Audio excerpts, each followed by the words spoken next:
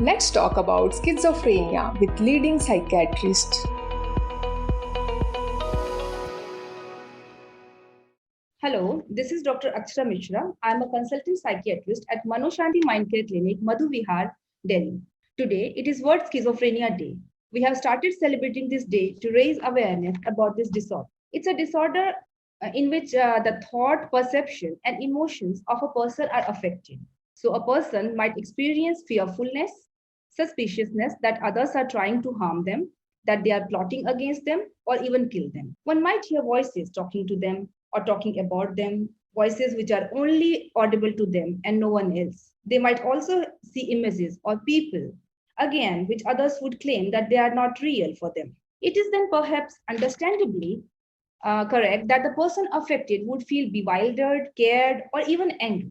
To add insult to the injury, due to lack of awareness about the condition, usually no one tends to understand their distress.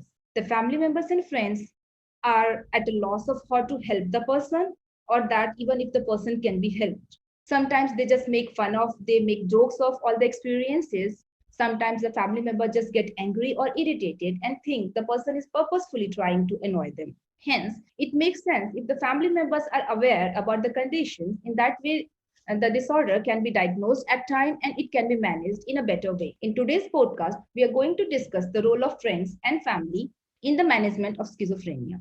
First of all, one has to understand that this is a mental disorder, not something that a person is doing purposefully to annoy you.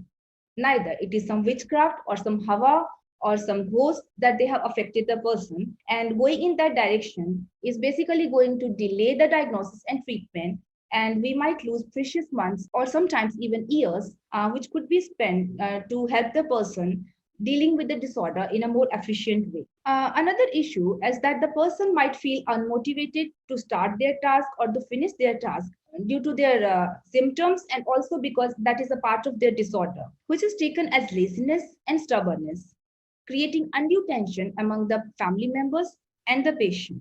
Third point is that the mental illness is still considered a taboo, and the patient experiences a lot of bias from the society in general and also specifically at where we work or where they are studying. The family members can help the person to sort of manage that biasness from the other people. The fourth concern is the lack of insight that is basically part and parcel of the illness, which means the patient is unaware that what she's experiencing is not true to other people. So if they are feeling that somebody is trying to harm them, it's very difficult to sometimes convince them to take medicines, and they might actually even be paranoid about the doctors or even about the family members. The family can assist the person with schizophrenia in explaining them the need for treatment and feeling them more secure about getting treatment. The burden of schizophrenia is not just with the family, it is also with the friends and the patient. Someone might be saying that it's all and good that family should be doing this, they should be doing that, they should be assisting the patient in getting treatment, in getting recovered. But what about the family?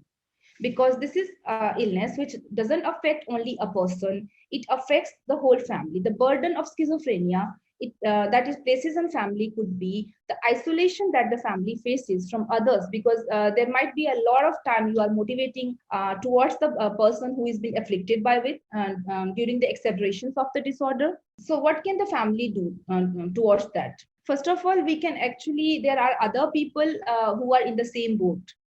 These days, because there is a widespread availability of internet, you can find support groups. So these are the people you can talk to. You can share your reservations, you can share your vulnerabilities with other people. It's also okay to accept that you don't understand everything about the disorder, or maybe you cannot change everything about it. It is just enough to listen to the person. It is enough to listen to your son or daughter or your mother, whoever is affected. That person is still your family member, still your brother, it is still your sister, it is still your friend. This is a person who is a person with schizophrenia, and that label is not the only thing that is true about that person.